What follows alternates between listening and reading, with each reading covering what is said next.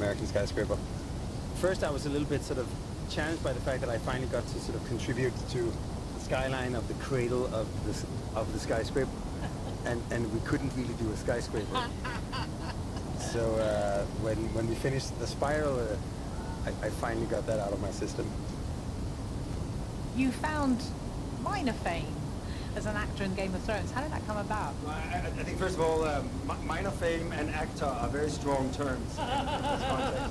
I became good friends with Nikolaj Coster-Waldau, who plays Jaime Lannister. I love the books. I love the show. I got to meet Dan and David also, the showrunners. We had dinner. They said we built basically half of King's Landing in Ireland. You should come and see it before we blow it up, and we'll put you in a costume. And it was kind of funny when they were showing us around. They were so excited.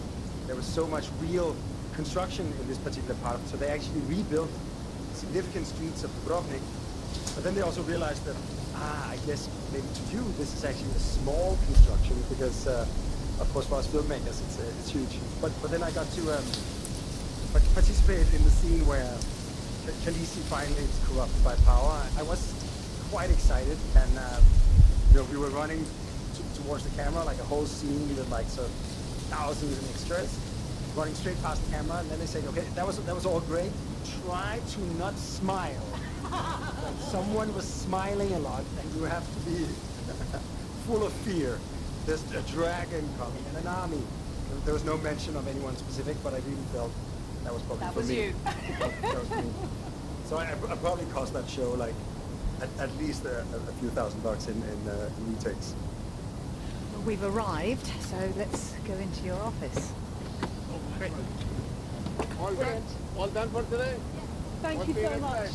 You're listening to the documentary The Cultural Frontline from the BBC World Service. I'm Razia Iqbal, and in this episode we're talking to the architect Bjarke Ingels.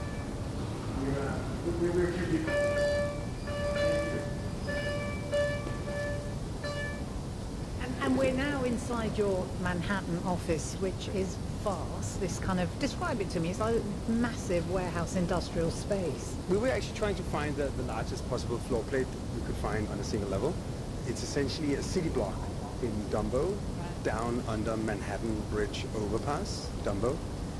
Framed by the Manhattan Bridge to one side, and the Brooklyn Bridge to the other side. You can see like we're standing here, surrounded by all kinds of architectural models, but one of the models is definitely a lot longer than all the other models, which is the dry line. The initial project was one thing, and it has mutated and morphed into what we're talking about now.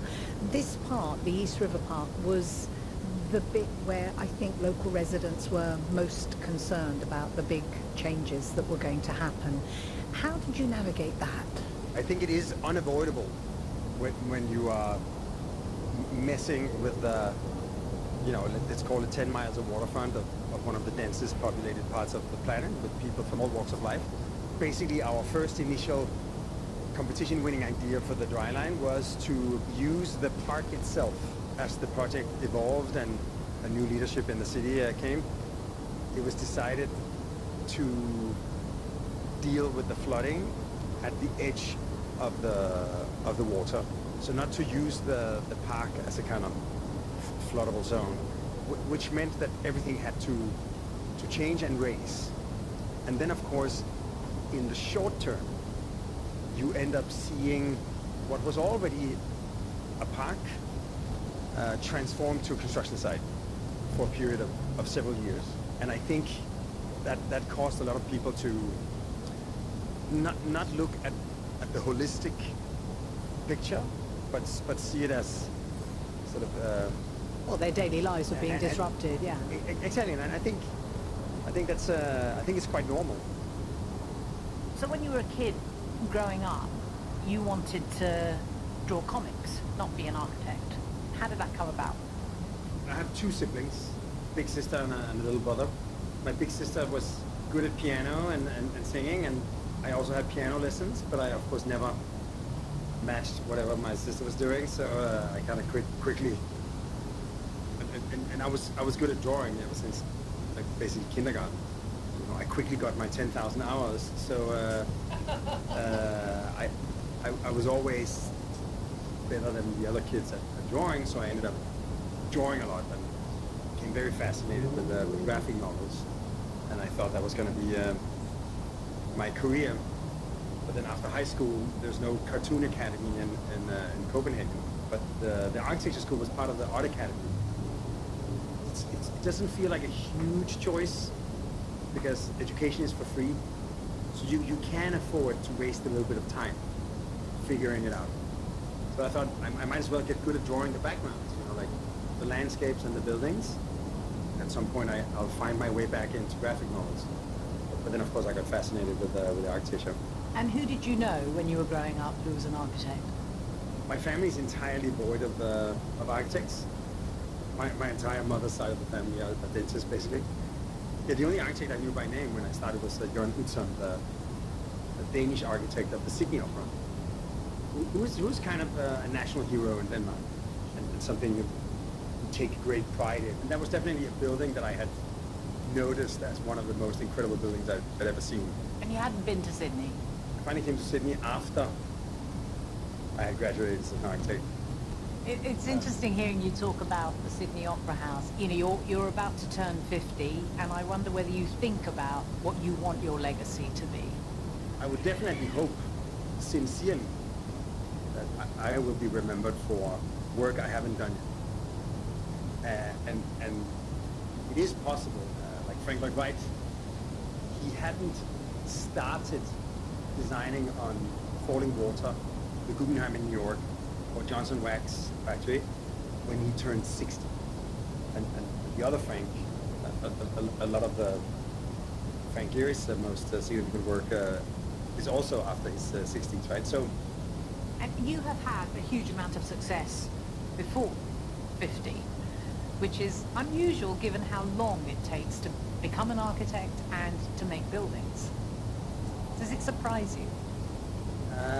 Yeah, exactly. I mean, I'm incredibly grateful that I got to experience that. 2 years ago, I did a kind of bucket list. It's also like sometimes you don't really want to confess to the world what you really want because it makes you very naked, and then you can definitely be measured on your ability or not to get there, right? So I made a little bucket list. I would like to do a Philharmonic concert hall. I would like to do an opera house. I would like to do a national library. I'd like to do a national museum, and I'd like to do an airport. And also committing to say, actually, we're willing to overinvest my time and the right people's time, and also resources in getting these kind of commissions, because they're public commissions. You can only win them In competition. in fair competition, and just by confessing to myself and to the team that this is what we want. We're now actually doing the airport of Zurich. We're doing the Philharmonic in Prague. We're doing the opera of Nashville. We're doing the National Natural History Museum of Beijing. That's quite a list. Congratulations. That's amazing. No, exactly. Like I regret that I didn't make that bucket list 25 years ago. This sense of fun that lots of people say that you have, I'm assuming comes from your interest in drawing cartoons and being interested in comic strips and so on. You've also manifested it in your buildings, a ski slope on the side of a waste-to-energy plant and climbing frames and so on. Why are you interested in the relationship between those two things, architecture and fun? I think this idea of fun it is a deeper thing. It's really about enjoyment, and it's about the enjoyment of life. Because at the end of it, architecture is the art and science of accommodating life. You've written and talked about hedonistic sustainability, which really interests me in the context of this project here in New York. Just explain what hedonistic sustainability means to you, but also the extent to which you think that you might be able to replicate what you have done here with regard to the challenges of climate change in other parts of the world. So the first project we ever did was the Copenhagen Harbour Bath. That essentially extends the life of the city of Copenhagen into the port. When we opened it, Copenhageners were rushing into the water. They didn't have to drive their cars for hours.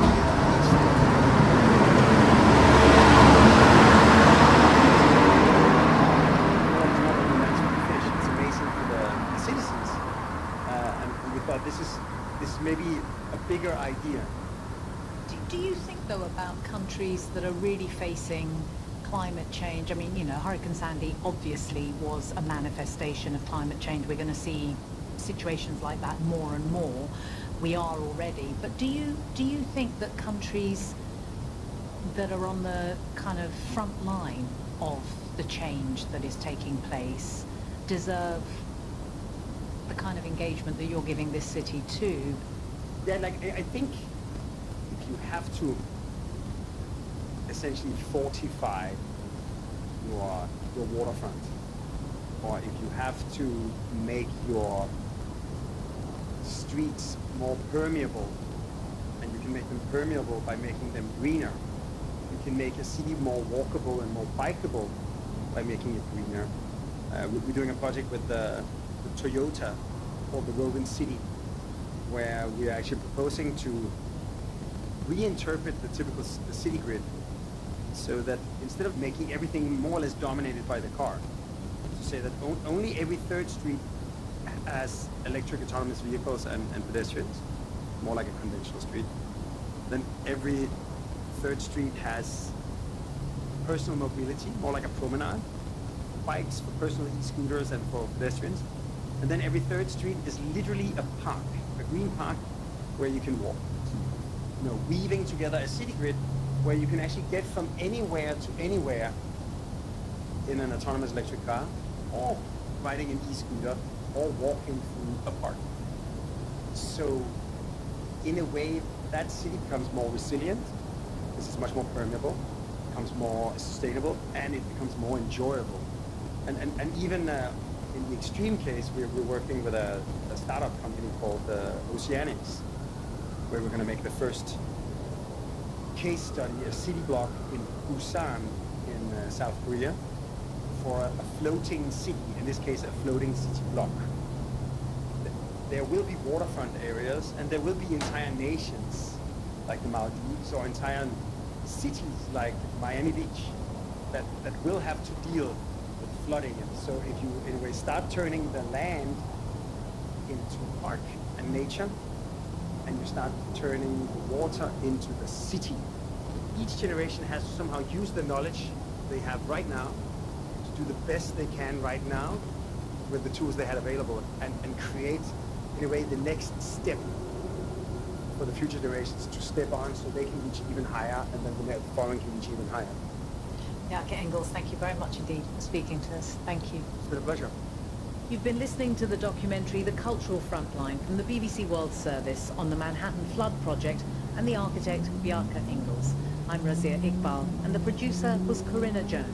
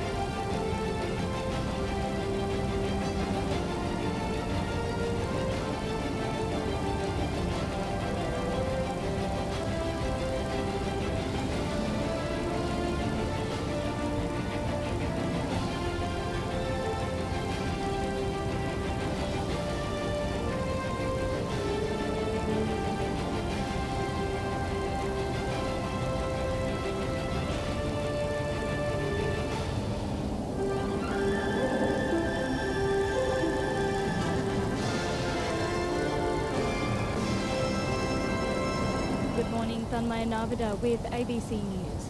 Russian officials have announced the death toll from Friday's terrorist attack at a music venue near Moscow has risen to 133. A Europe correspondent Steve Kinane reports. Russia's Federal Security Service, the FSB, says it has arrested 11 suspects in relation to the attack including the 4 men they believed fired into the crowds at the Crocus City Hall. Russian President Vladimir Putin has spoken for the first time since Friday's attacks and claimed the 4 alleged gunmen were heading towards the Ukrainian border when arrested. Ukraine's government has denied any involvement in the attacks, saying it's absurd to believe the men would head to the border areas, which are full of Russian military and security services. The so-called Islamic State terrorist group has claimed responsibility for the attack. Steve Kinane, ABC News. Tasmanian Liberal Premier Jeremy Rockliff has appealed for cooperation from crossbenchers as he seeks to form a new government following a state election that resulted in a hung parliament. Here's Laura Beavis. Premier Rockliff called the election more than a year early to try to reclaim a majority for the Liberals. But although his party has won the most seats, it won't be enough to govern in majority. Last night he declared the result a victory for the Liberals and said he would seek to work with the Parliament to provide stable government. It is incumbent upon the new Parliament to work together, to put aside our differences. The crossbench will be made up of Greens, Jackie Lambie Network members and independents. Both Labor and the Liberals have previously ruled out making deals with the Greens. Fire crews are battling an emergency warning level bushfire south of Perth. The warning is current for areas in the shires of Waroona and Murray. It includes southern parts of Lane Pool Reserve, west of the Nanga town site, areas west of Marrinup State Forest and north of Talathala Road. Emergency services say people need to leave immediately as there is a threat to lives and homes. UN Secretary-General Antonio Guterres has called for the guns to be silenced in Gaza after he visited the Rafah crossing where he claims humanitarian aid is being held up. Tim Wharton reports.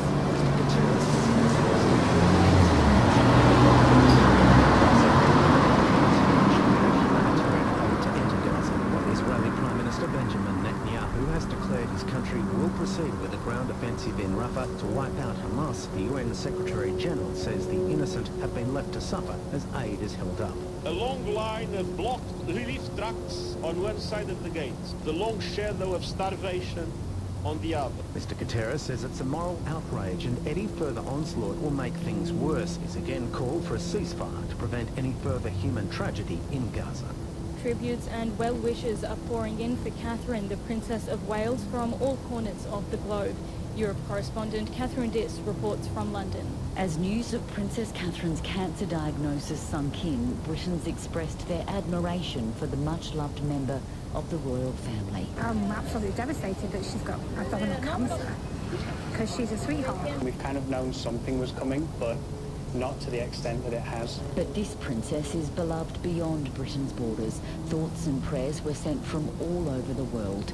Australian Prime Minister Anthony Albanese expressed admiration for her extraordinary courage in telling the public. US President Joe Biden said he was praying for her full recovery. Catherine Diss, ABC News, London. In a national first, a charity that played a major role during the forced adoption era is calling for both affected women and adoptees to be compensated. Tens of thousands of newborns were forcibly removed from their mothers at birth in Australia between the 1940s and the 1980s under government policies. Victoria is the only state or territory offering compensation to survivors, but only to mothers. Michelle Dillon is the CEO of WA Family Support Service Nagala and says she supports calls for redress for both mothers and their children.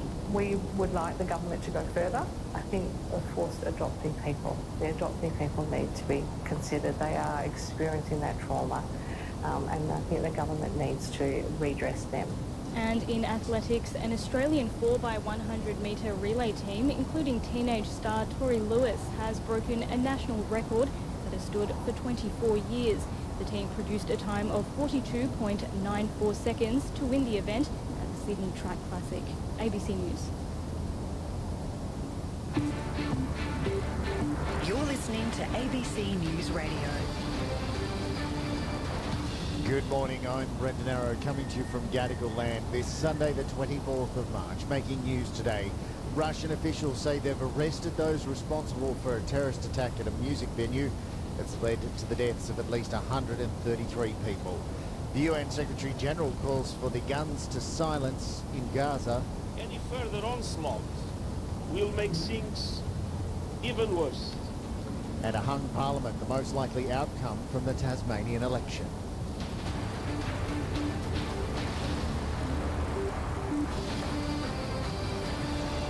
Rain today expected in Brisbane and Hobart, a possible shower in Sydney.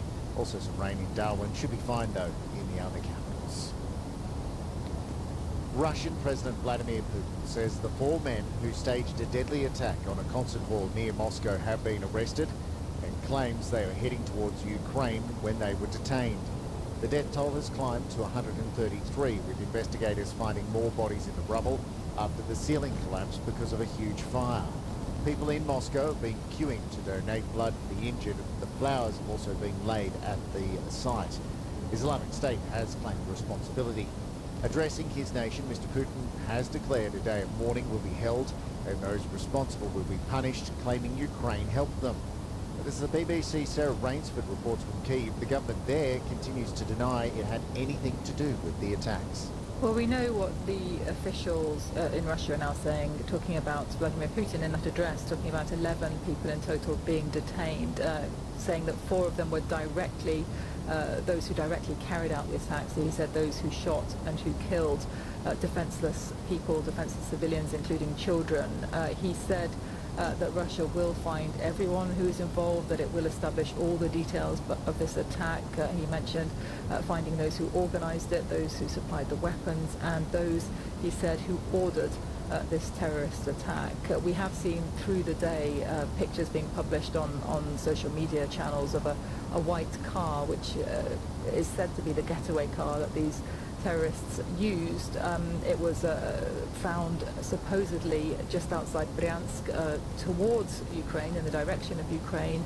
There were then pictures on social media again of at least one of the suspected gunmen sitting on his knees, quaking with fear, surrounded by what looked like soldiers or security officials, and he presumably is one of those 4 men that Vladimir Putin and also the head of the FSB have both said have now been detained and are presumably being questioned.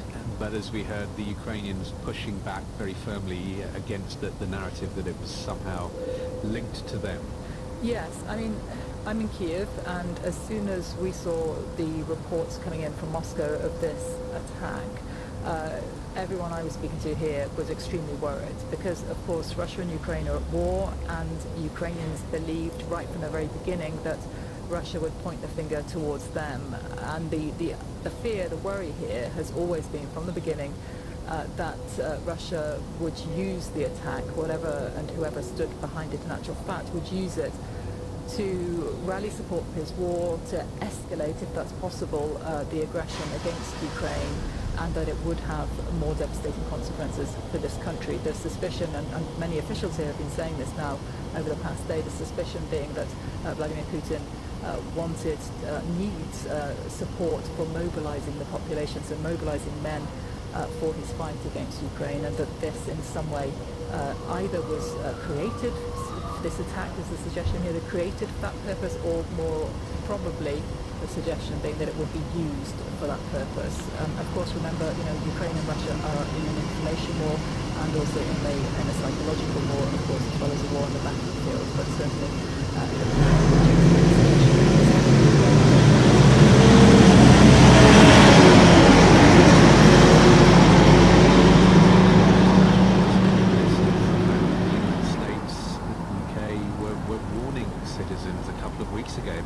about the possibility of just this kind of attack in Russia.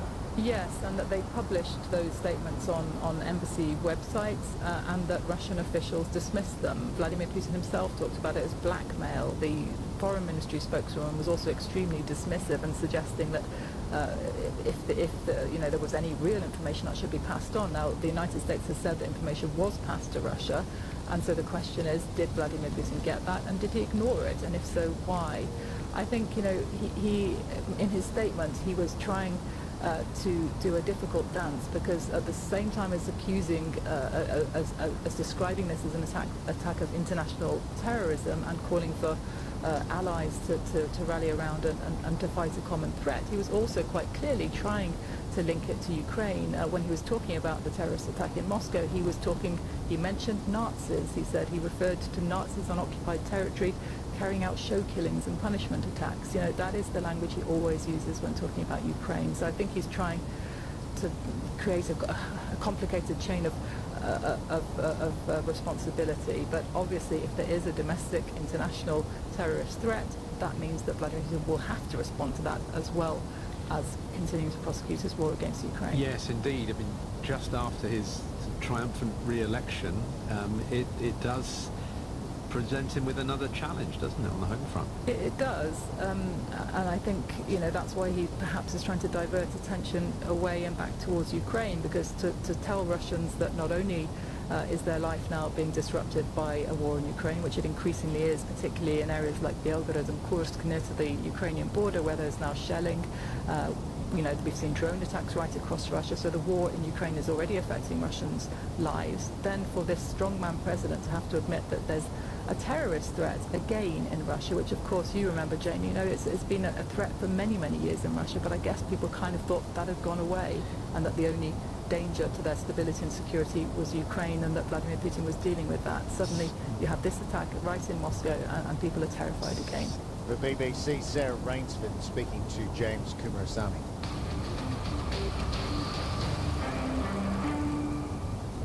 UN Secretary-General Antonio Guterres has repeated his call for a ceasefire in Gaza after he visited a hospital in El Arish treating Palestinian patients evacuated from the territory. Mr. Guterres also went to the Rafah crossing, one of the main points of much-needed humanitarian aid to enter Gaza, and says the long line of blocked relief trucks on Egypt's side of the border with the Gaza Strip is a moral outrage. While Israeli Prime Minister Benjamin Netanyahu has declared his country will go ahead with the ground offensive in Rafah to wipe out Hamas, the UN Secretary-General says it's time to silence the guns for the sake of innocent Palestinians. This morning, I met with injured Palestinian civilians and their families at the General Hospital in El Arish, and was extremely moved by their stories, experiences, and all the hardships they have endured, and by the generosity and solidarity of the Egypt and the Egyptian people. I say again, nothing justifies the horrific attacks by Hamas on October the 7th. And nothing justifies the collective punishment of the Palestinian people. Now more than ever, it is time for an immediate humanitarian ceasefire. It is time to silence the guns. Palestinians in Gaza, children, women, men, remain stuck in a non-stop nightmare. Communities obliterated, homes demolished, entire families and generations wiped out, with hunger and starvation stalking the population. Ramadan is a time for spreading the values of compassion, community, and peace. And it is monstrous that after so much suffering, over so many months, Palestinians in Gaza are marking Ramadan with Israeli bombs still falling, bullets still flying, artillery still pounding, and humanitarian assistance still facing obstacle upon obstacle. Fasting with you on Ramadan, I'm deeply troubled to know that so many people in Gaza will not be able to have a proper iftar. Here from this crossing, we see the heartbreak and heartlessness of it all. A long line of blocked red relief trucks on one side of the gates, the long shadow of starvation on the other. That is more than tragic. It is a moral outrage. Any further onslaught will make things even worse. worse for Palestinian civilians, worse for the hostages, and worse for all people of the region. All this demonstrates that it is more than time for an immediate ceasefire. I say it again. It is time for an ironclad commitment by Israel for total and fettered access for humanitarian goods throughout Gaza. And in the Ramadan spirit of compassion, it is also time for the immediate release of all hostages.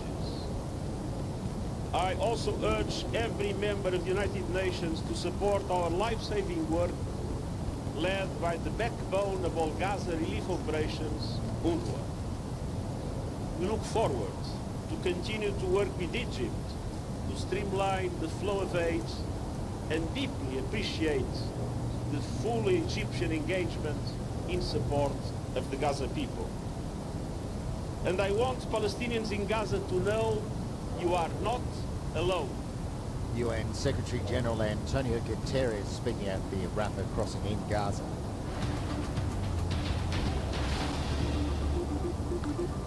Back home now, Tasmanian Liberal Premier Jeremy Rockliff has appealed for cooperation from crossbenchers as he seeks to form a new government following yesterday's state election that resulted in a hung parliament. Statewide, there was a swing of around 1% to the Greens, with Rosaline Woodruff leading the party to an election for the first time. It might not be enough to translate into more seats. Ms Woodruff, though, topped the poll in Franklin, and she says she's ready to work for all Tasmanians. Democracy is a wonderful thing. And on behalf of the Greens, I salute everybody who has had the courage to stand. Party candidates and the independents are people who had no notice that this election was going to be called, and that in itself was, less than perfect from a democratic point of view.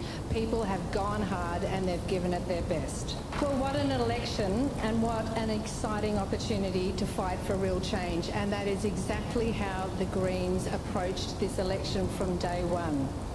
On behalf of the Greens, I want to thank everyone, all those Tasmanians who stood with us during this campaign and publicly shared their stories. And of course, who was there loudest and strongest? The incredible conservation movement of Tasmania, who stood in defence of the Liberal and Labor parties' attacks on our forests, relentless attacks on nature and the marine environment. The thousands of Tasmanians who joined us on the streets to march to end native forest logging and burning. Collectively, all of these Tasmanian stories tell us why there's a problem, and our message from them that for this campaign that we have relayed is that we need change, and change is possible. It's been a momentous campaign, and we've deliberately focused on raising the issues that we want to fight for and staying out of the negative politics and negative campaigning. And through our work, we've made sure that critical issues were on the election agenda: free public transport, renters' rights, regulating short stay, stronger environment laws. We put them there. The Greens did that on behalf of Tasmanians. We were the only party to put forward a comprehensive plan to tackle ambulance ramping, to remove, yes, it's not easy, and that's why it's a 50-point plan and not a 3-word slogan. We were the only party to talk about how we can and we must remove fish farms from Macquarie Harbour and transition the Strawn workforce. The West Coast community deserves a better future, sustainable jobs for the long term. Also, we talked about future-focused jobs and nature tourism. And so this next term of Parliament, the Greens are going to push the next government to act on the Commission of Inquiry's recommendation and close Ashley Youth Detention Centre.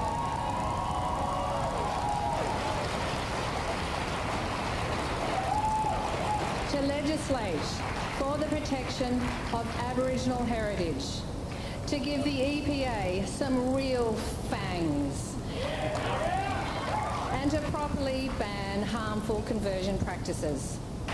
This generation of Tasmanians needs a parliament of leaders working to tackle the health, housing and unfolding climate crisis. They don't need a $1 billion stadium when we have a perfectly good one at York Park. And that's where the heart of AFL and AFL football should remain permanently.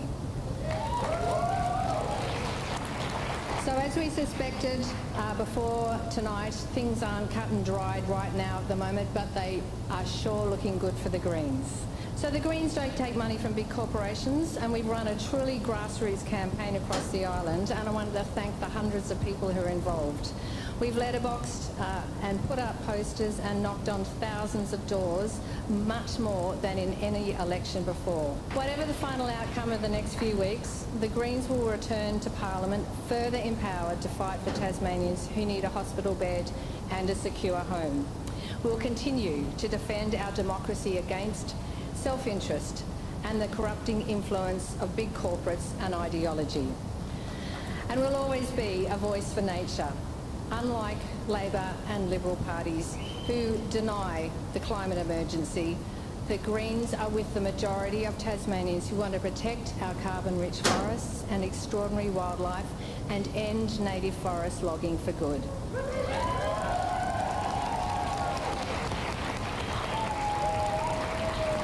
So our message this election was that change is needed and change is possible. And we're fully committed to stepping into the next Parliament with this in mind. The Tasmanian Greens leader, Rosaline Woodruff, speaking there to her party faithful. British residents and tourists have called on the media to respect the wishes of Catherine, the Princess of Wales, the day after she announced she has cancer and is undergoing chemotherapy. The 42-year-old disclosed her condition in a video message recorded on Wednesday in Windsor and broadcast on Friday. It came after relentless speculation on social media ever since January, when she was hospitalised for unspecified abdominal surgery. Kate has asked for time and space, privacy, while she is treated for this unspecified type of cancer that was discovered after what she described as major surgery. Many people who gathered outside Buckingham Palace say the media should leave the princess and her family alone. As a fellow mom, I think everyone should just give her a little space. Obviously the kids are going to have a really tough time with this, any child would, so I feel bad for them too, the kids. Really upset. Yeah, I was a bit surprised. I think there's a lot of conspiracies and rumours and whatnot, which is horrible. I think now it's come out, she's sort of been forced to say it, which maybe she shouldn't have had to be, but yeah, they're really sad. I had this experience with my own father, so I know how it feels. I wish her best of luck and hope she recovers well soon. You know, they're going through something so private and hard, and the public eye on it was really tough, to be honest. Yeah, she's got young kids, right? Yeah. And she's a human being, so I thought it was all quite upsetting. Hopefully now they can sort of get a bit of privacy, she feels. I think it's absolutely shocking what was going through, and we're quite in on the social media, so we've seen some horrible things go on and be said, and people are having different opinions, different comments, and people just really need to respect the privacy and what she's going through. It's absolutely heartbreaking. Really brave that she's felt able to share that and to give other people hope that are going through the same journey as her. I've got a few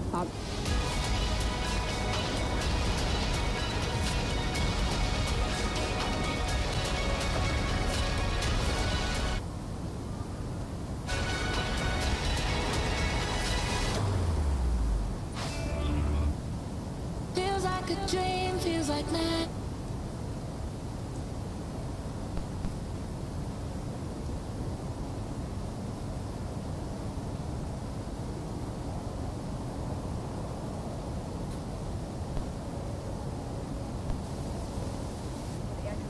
He is Senior Portfolio Manager and Head of Applied Equity Advisors over at Morgan Stanley Investment Management. Andrew, it's good to speak with you. I mentioned how Bill Gross called it excessive exuberance. Do you see signs of excessive exuberance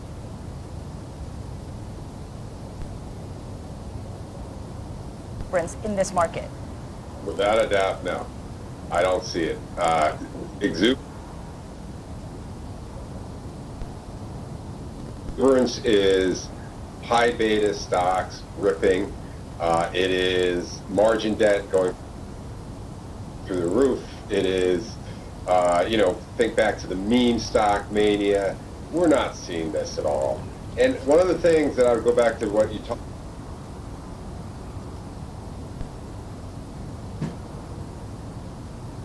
about with the Mag 7, what Alex mentioned, it is healthy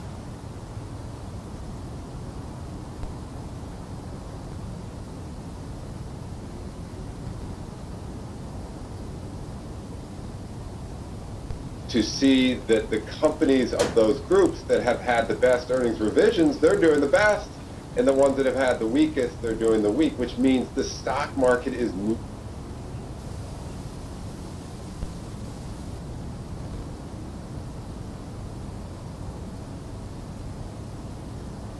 Family members who have had cancer, died from cancer, like, it's really tough.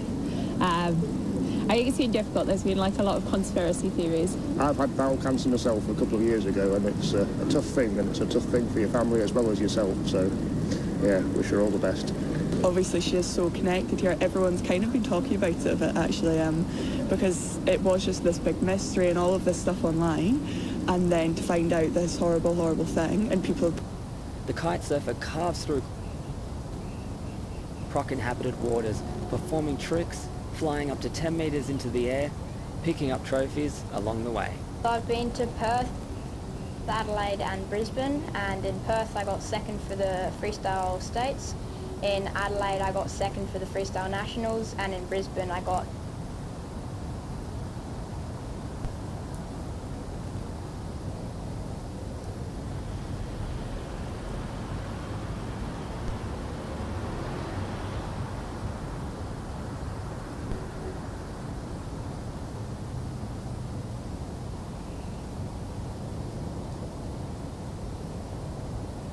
today. He was driving a truck, just bringing one back from Perth to Sydney for a friend. And yeah, Queensland fella, he was talkative. It was good. It's amazing what people do, isn't it? You know, he's delivering a truck just for his mate. He's from Burra in South Australia. Burra's a nice little town too, and he's from Queensland. Nice. And you meet him on the road, yeah. On the road, yeah. Oh. What do you do, Roy, or what have you done? Oh geez, I'm ex-Navy, then I changed over to went mining for a while, and now I'm retired and just travelling the world wide. Well, that's a good life, as you said, mate. It's half your luck. The Snowy River Festival, that's in April, you said the 8th or something. Is that right? Yeah, it's 8th to the 14th it runs, and yeah, they've got the Malcolm Snowy River reenactment in there as well, and the ride, so yeah, we're heading over there for the ride. It's going to be good. Yeah, I'll say. And then what, and then you go back home? Yes, mate, yeah. We'll take our time coming home and, yeah, enjoy the Nullarbor again. All right, Roy and Janine, nice to talk to you this morning. Thank you. You too, Mega. Oh, that's Janine. How are you, Janine? I'm good. You're the navigator, right? Or the driver? No, just the co-pilot. And the cook. Just the co-pilot, eh? I should play the co-pilot song. All right, I'll play it for you later. All right, good on you both. Great to talk. All right, Matthew, take it easy. See you later. See you. Bye. Bye. Bye. There you go. So.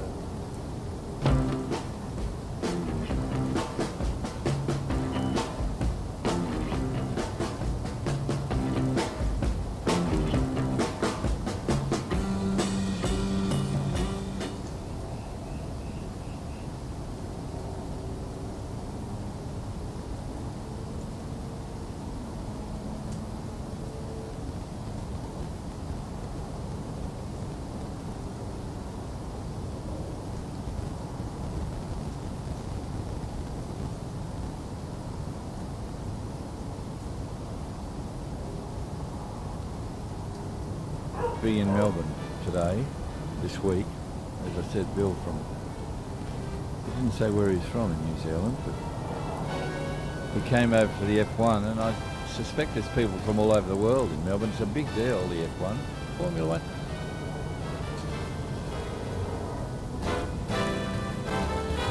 When they're electric cars, will they sound like they do? 1300, 700, 222, it's 6:30.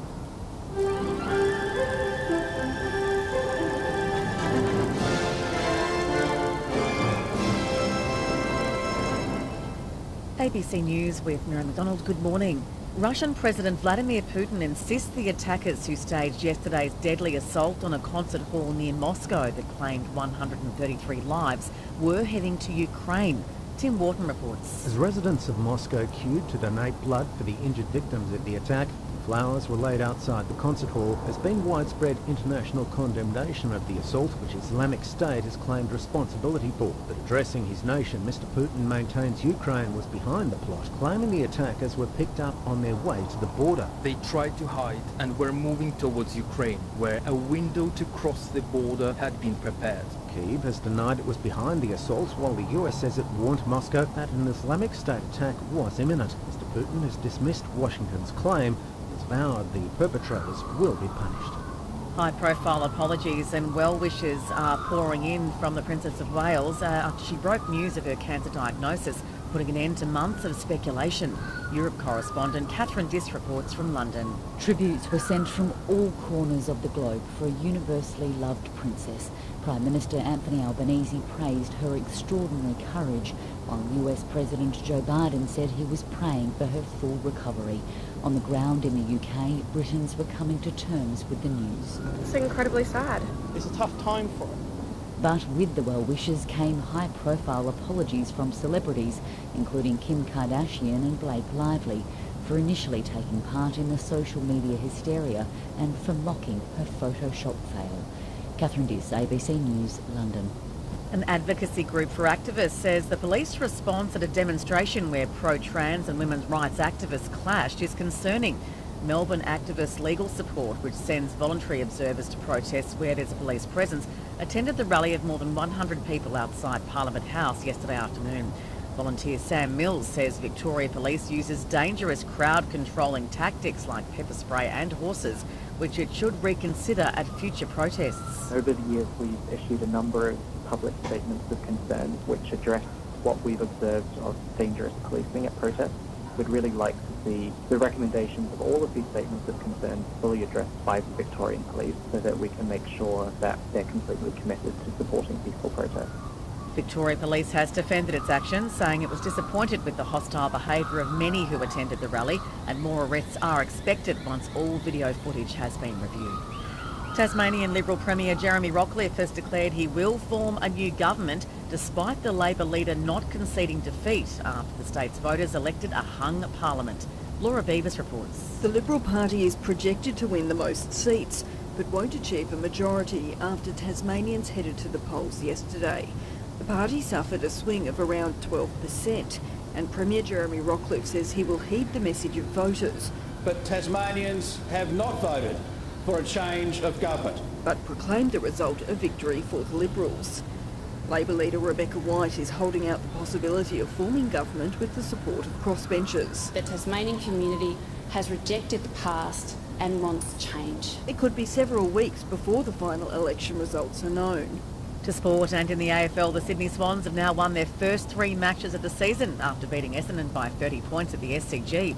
The Swans won 19-17-131 to the Bombers 15-11-101.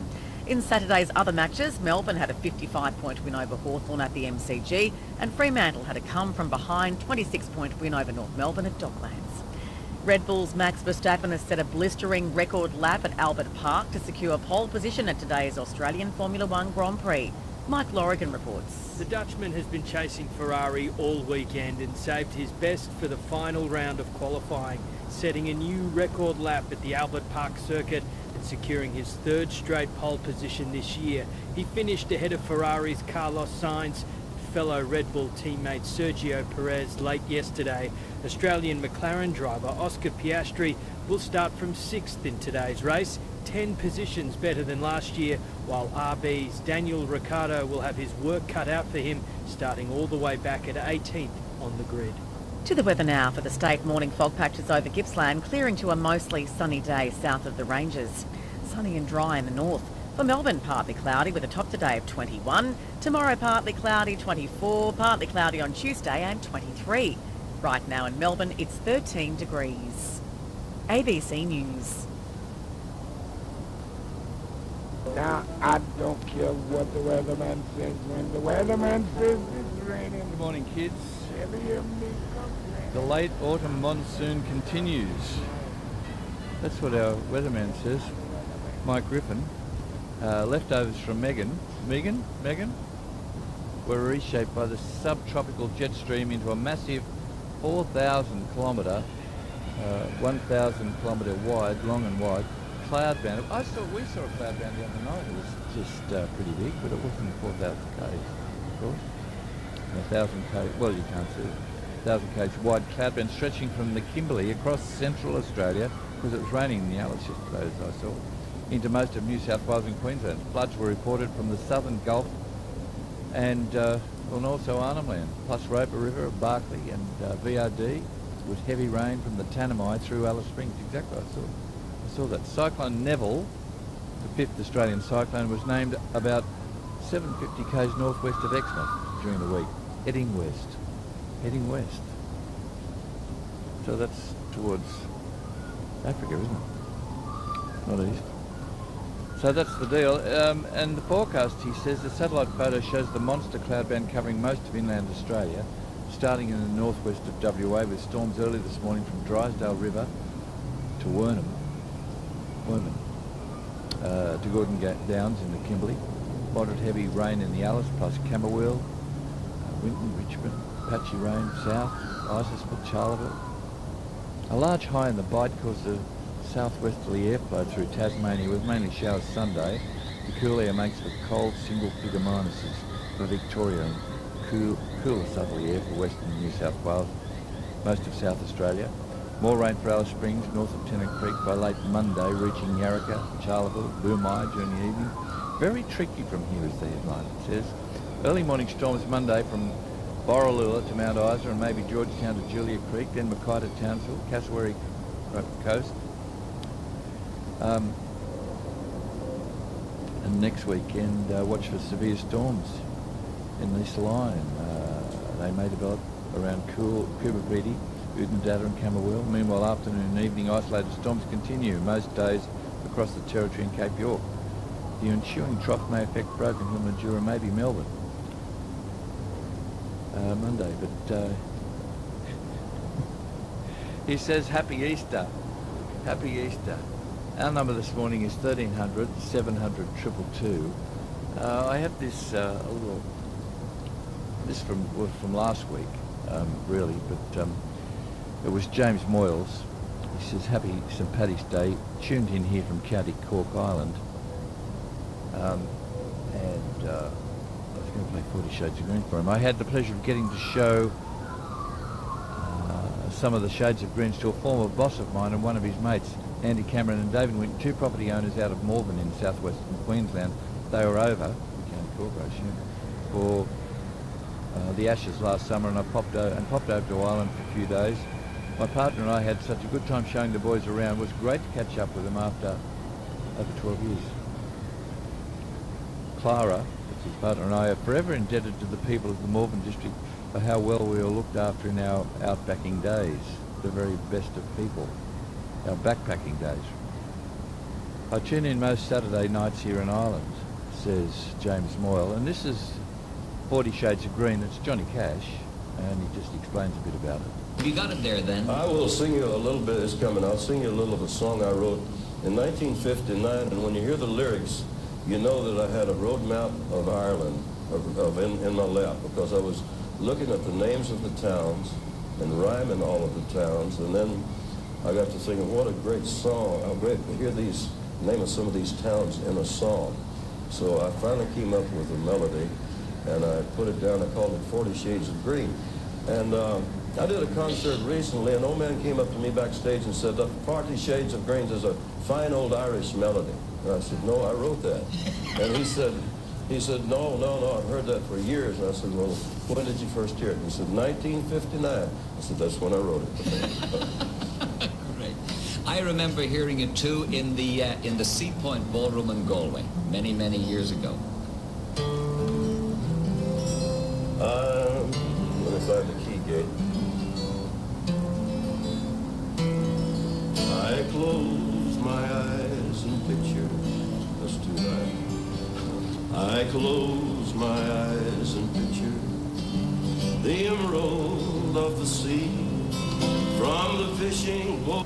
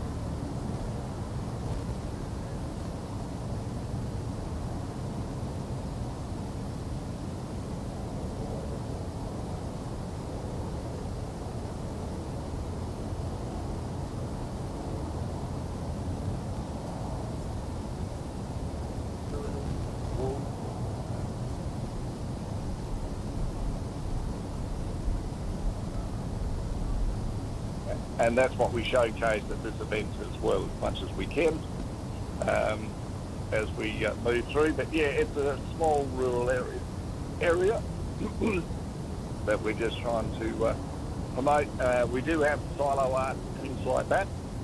And everybody's got silo art, mate. It's just the growing thing, isn't it? It is, but ours has actually got a screen in the middle of the silo, and every night they put up a heap of pictures, and they change every month. So it's not the same art. The area on the ends of it are the same, but in the centre there's a large screen. So it's just something a little bit different for our area. All right, good on you. Good luck with that. That's the week after Easter, the Loxton Farm Fair. Good on you, Rob. Yep, Corinda Farm Fair, yep. 5th and 6th of April. Thanks, Macca. Good on you, mate. Bye. Maxine's in Roma. Morning, Maxine. Hey, good morning, Macca. How are you going? Yeah, good, thank you. That's good. Macca, just a couple of things I want to talk about is that our annual Easter in the country celebrations are starting this week. I guess we'll see all the caravans roll into town. It's been going for 40 odd years, I think, and it always attracts a huge crowd. The accommodation's booked out from year to year with the street parade and the rodeo and the mud derby and all of those things that the city people just love to come out here and have a look at the our country way of life. Macca. Yeah, it's a long weekend, mate. It's the great Australian weekend. It is, Macca, and it's raining here at the moment, so let's hope that clears up. But we did need a bit of rain. We need a bit of top-up rain on sort of what we had a few weeks ago. But it's been beautiful drizzly rain all night. But Macca, I did want to say to you, you stood me up as well, Macca, by the way. I invited you out here for a coffee and a run with me probably about 2 years ago, so born out of I didn't turn up, eh? Oh, that's amazing. I didn't get that.